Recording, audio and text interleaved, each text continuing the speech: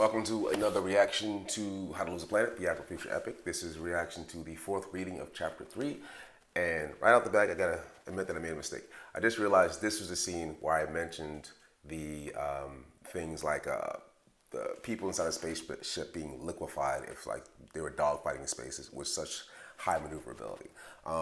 Yeah, I don't know. It's all just starting to string together in my head. But one thing's really interesting about this whole thing. This is all definitely part of my Star Wars geekdom and me just wanting a dogfighting scene in space. But also, this was an example of a story being part creation, part discovery, in the sense that I did have a very real reason for Cato to be so frustrated in this scene. It's because the war is this thing that ultimately led to his time in prison and also led to complications with his grandfather, who was also a war vet of that same war because it's been going for so long. This is backstory that's not necessarily in the book, but it plays its part. And so for me, that's what I knew was fueling his frustration in this scene. And then later on, and then the whole concept of SIMAT, simulated atmosphere, kind of plays out as like a not a subplot, but like it's like a thread throughout the course of the story. It stimulates certain conversations and certain moments throughout that are pretty important to the characters.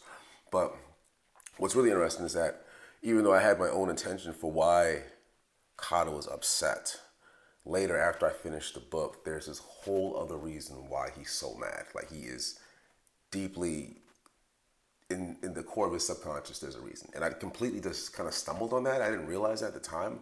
And I just want to say that's just one of my favorite things about the whole storytelling process. It's there's a vibrancy to it. There's a life to your story that you may not always be aware of. And I was actually just talking to somebody about that today with 1 Minute Story. We were just talking about like how it's been valuable to other people. And I said to him, yeah, I don't disagree. It's just that sometimes I'm so deep in the middle of doing the work, like doing the stories and the research and stuff, I never actually stop to think about that. And so sometimes you're so deep in the middle of creating your story, you don't have a full view of what you're actually creating and how those things are actually interacting with each other and almost like producing some kind of offspring, you know? And I think that's kind of what the discovery is. Like you put these characters in these scenarios and you have a plan mapped out. I mean, if you're like me, I'm a planner.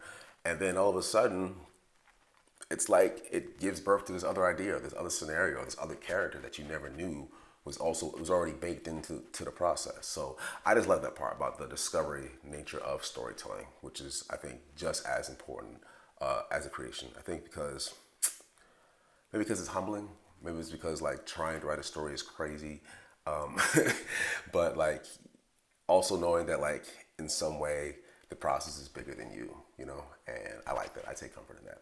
All right. Peace.